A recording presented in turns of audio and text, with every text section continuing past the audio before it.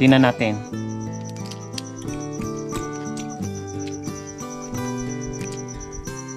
Dahon ko sinigat pa. O, hindi mo.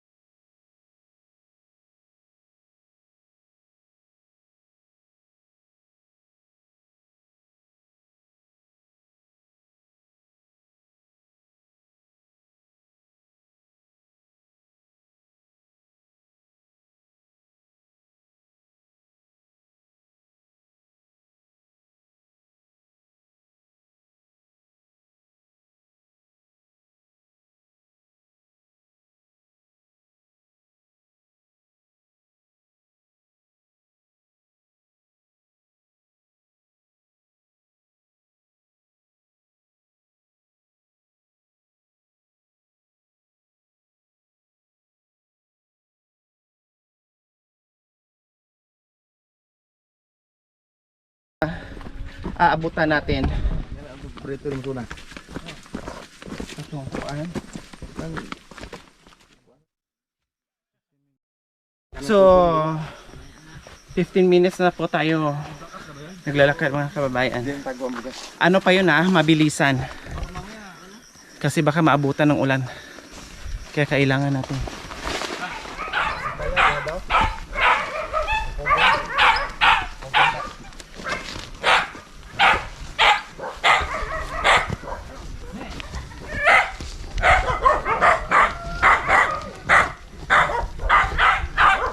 Nandito na tayo mga kababayan.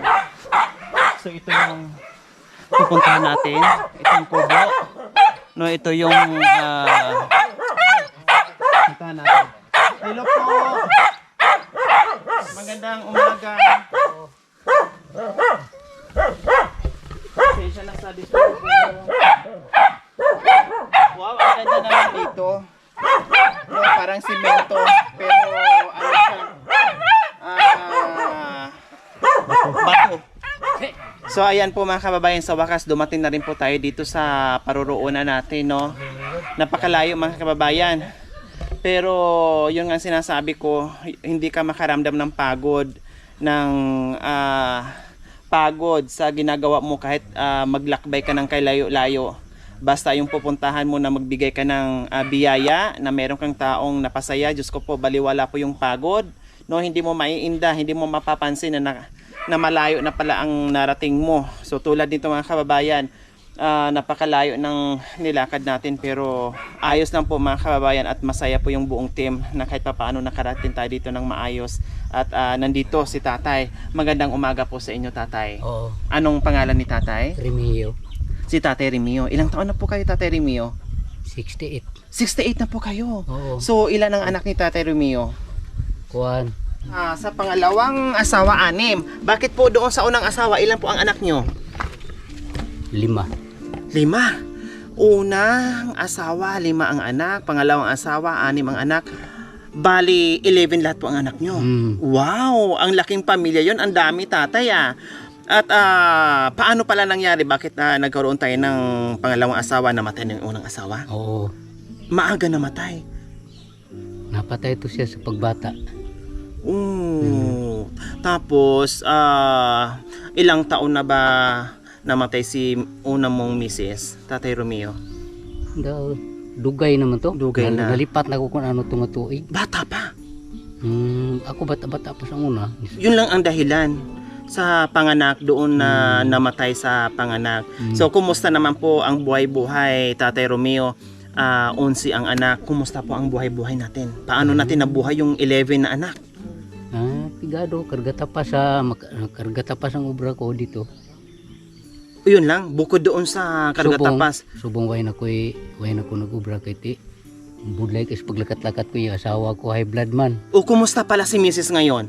Naras taas ang Anong ginagawa ni Mrs. ngayon? kisama kuan magtigang. Pero manaog silong magsungkod kisa. Hindi na makalakad ng malayo. Hindi. May sakit po ba? Oo, Anong sakit ni nanay, High tatay blood. Romeo? High blood. high blood ka. Pero hindi naman po na stroke. Away na CT scan na siya na dalam to sa bulong. So kahit pa paano makakilos pa rin sa loob ng bahay tulad ng pagsasaing. Oo, pagtigang, hugas. Dalawa na lang po kayo diyan sa bahay? Bata ako adto man sa Manila. Duha. Sino po yung anak nyo ilan po ang anak nyo dito na kasama nyo po dito sa lugar? Isa na lang kay naarim ni nag-eskwela. Sakop. Isa na lang ang sakop nyo. So lahat nasa Manila. O kumusta po sa lahat? Anak, tumulong naman sa iyo, nagpapadala naman kahit papaano. Padala po, ginagmay lalagay kay contraction mo lang po silang Ang lugar. trabaho sa Maynila. O kahit papaano, nagpapadala sila at nabibigay ng tulong sa inyo. Oo, amo na Diba? lang nagasulo-suporta po sa amo Opo, hindi mainam. So ganyan po, kahit maliit ang pinapadala na binibigay sa magulang, ang importante meron. Para kahit papaano, lalo na sa katulad ni Tatay Romeo na may sakit yung kanyang asawa, no, na hindi na makapagtrabaho talaga at walang ibang inaasang kundi si Tatay Romeo lang. Talagang kailangan nila ng kaagapay na meron talagang magpapadala, no, sa 11 or sa 5 anak or 10 anak. Kahit tagpa 500 monthly or 200, malaking bagay po yun sa kanila, no, meron ng pambili ng bigas kasi dito pag ganitong sitwasyon na nasa bukid ka, pag masipag ka lang magtanim ng gulay, tatay, meron ng ulam, ano.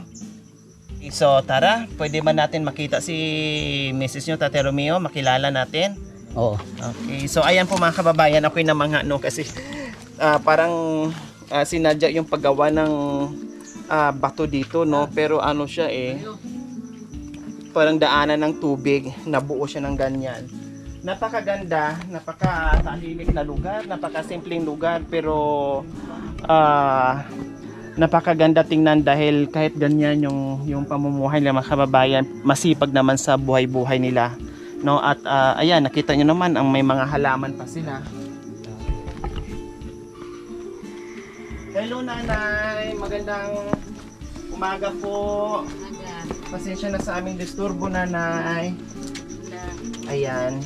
Yan po pala ang Mrs. ni Tatay Romeo.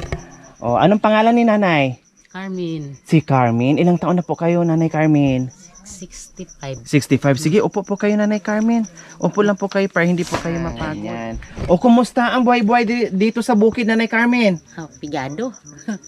O, bakit nasabi niyong pigado? Pigado kay kung na magkaon lang ka ng mga utan, laban, utan, mga kanon. Wow. Na. Balita namin, Nanay, kayo ay may sakit na high blood. Kumusta naman po? Kung isa ka kon, gabatyag po sini, akon pumat na. Batyag ko daw ko na batyag. May gamot na maintenance? Way, kwarta. Paano po pag sinumpong kayo sa high blood nyo, anong ginagawa nyo po, Nanay? Way na. Isang una, may ara siya mintinan. Pero kayo nag-init ang yan lawas, kuha na lang, mahirbal na lang. Ayaw ni Nanay na may maintenance. Sa una niya. Kasi parang iinit yung katawan niya pag meron siyang gamot na iniinom. Kuha na lang, sa pila na katuay, kini lang mahirbal ba yung anak na nang masagbuta. Mga dahon-dahon, parang ganon. niya sa di. So ayaw ni Nanay na maggamot siya, herbal na lang. Oo. So mas maganda yung herbal, Nanay, kaysa sa gamot? Amo man lang gihapon, amo man kay mga binisay bisan na ano man lang ako ning ginakuan. Lahat ng herbal na dahon-dahon ginagawa niyo po. Ibig sabihin talagang hiyang si Nanay sa herbal. Oo. Na malaking katulong sa kanya kaysa sa gamot. Oo. Okay. May ara pa mga nito yung mintinan, ay na niya ginagamit, itong Ludipin, Rortan, ay na ito niya ginagamit kay Iinit yung katawan niya. Oo. Saan po, tatay? Patingin nga po. Anong klaseng dahon po? Inang ano ba? Inang ano na siya. Dahon ng sili iniinom ni Nanay. Dili, ginausap. Diyan lang po kay Nanay, wag na po kayo tumayo. Ay, maglakad. Saan ang dahon na tayo? Juan, sa tinga na nida. Ani, muksi siya to?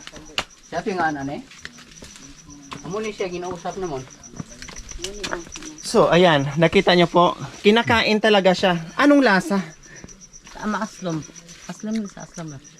Inang ano Pati din po kayo, tatay. Muna siya. Yan din po ang kinakain nyo. Kanang dili pagkakakaog kanon mukaon kini, di pagkakapamahaw.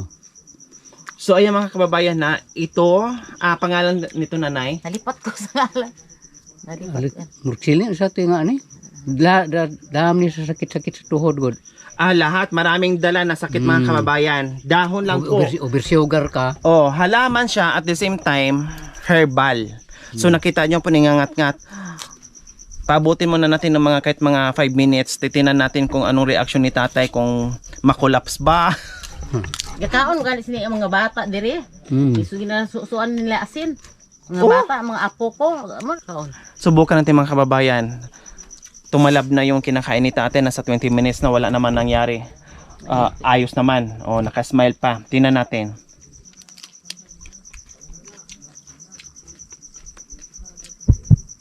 Damo sini ondi mga kabataan. Diri. Nalipong ko tay.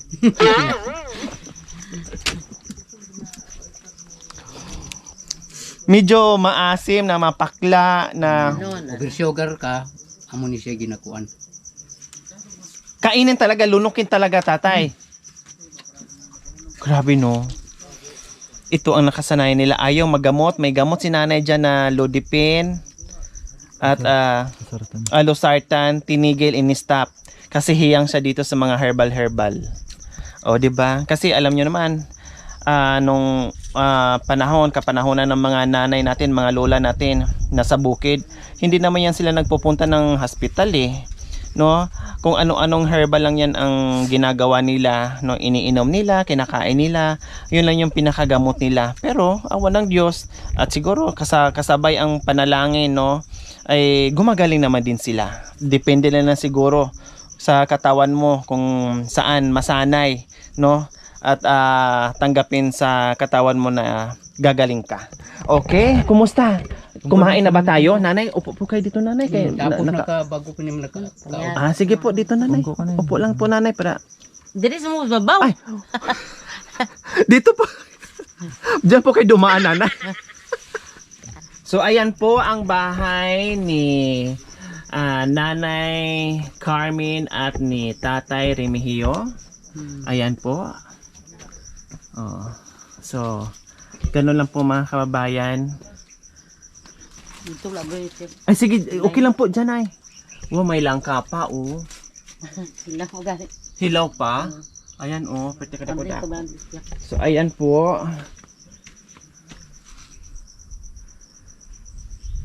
Oh, di ba po mga kababayan, akalain natin Insulin gani di pa. insulin kasi ang insulin mas matapang po 'yon pag sobra na po talaga yung high blood. So kailangan talaga mag-insulin. Pero pag medyo pag medyo mababa pa yung high blood mo, pag kaya pa, so madadalang po 'yon sa Ludipin at saka sa Losartan. O pasok, Relios!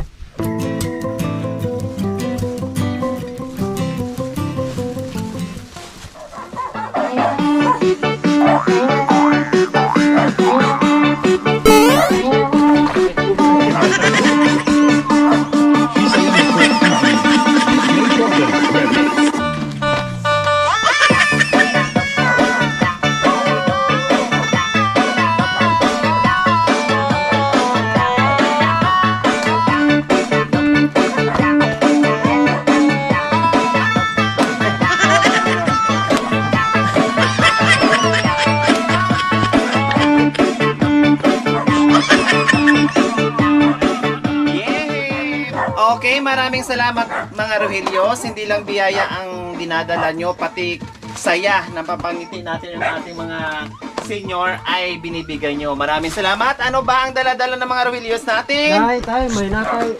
May kasakong bugas. Wow! Bagong recruit ng team. Pangalan? Ako ta. Daominsu. Siyempre, ano pa, Jacoy? Hindi lang po yan nanay tatay, may isang tray na itlog na po kayo dito at assorted groceries. Meron na po itong gatas, kape, gamit sa kusina din po, mga biscuit. Wow, kompleto Ricardos ng mga kababayan. Kalakat, pero may grasya kami ginhabot. No? Po? Salamat. Wow. Ano Tagaan sa may grasya, binuhay kami kalakat. Salamat, Mali dagdag po, ko ako mga kalipay. Wala mo po kami nabugas. Urang pa kayo bugas. Wala nang bugas. Wala na, So wala tamang-tama talaga na nadatnan kayo ngayon ng grasya, nagkaroon ng bigas at mayroon ng maisasaing. O halimbawa kung walang dumating na biyaya, anong sasaingin? Buwas na, wala, hulam lang kami, anis, silingan. Makadakuan. O di pa po mga kababayan, no? Ang laking tulong yung ginagawa natin sa araw-araw na may pamilya na walang maisaing, kailangan pang humiram sa kapitbahay para makakain, may maisaing. Pero ngayon, biro nyo po mga kababayan, hindi akalain na tayo ay darating na nabigyan natin sila ng biyaya, no, na hindi na kailangan pumunta ng kapitbahay para manghiram ng bigas. Sige, kahit papaano tatay, sabi ni nanay may sakit kayo, no, pero mukhang galing pa kayo sa bukid at kung ano-ano lang ginagawa yung diskarte para kahit papaano may pambili ng bigas. Ngayon, kahit papaano, pahinga muna kayo, total dalawa lang kayo dito at matagal itong maubos sa inyo, ipahinga nyo naman, bigyan nyo naman ng time na ma-relax ang katawan nyo, Tatay Remigio. Ano? Pwede ba, Tatay Remigio, na magpahinga muna kayo kahit isang linggo? Okay, sige. Maraming salamat po muli. Dahil mayroon na naman tayong napasaya bukod sa ating groceries at bigas, mayroon ka pang cash at ibili ng masarap na ulam. May ari, tagaan, pag-inyo kami. Salamat ha, madawag salamat taon. Wow, sabi ni nanay. Grabe yung appreciation sa mga natatanggap nila. Sabi niya, wow. Sabi niya, may dagdag pa, may pera pa, may grocery na nga, may pera pa daw. So, yung ganitong lagi kong sinasabi mga kababayan na tulad nila, yung binibigay natin na akala natin na kay liit lang para sa atin, pero para sa kanila yung ganitong sitwasyon, ganitong pamumuhay, parang nanalo na sila ng loto.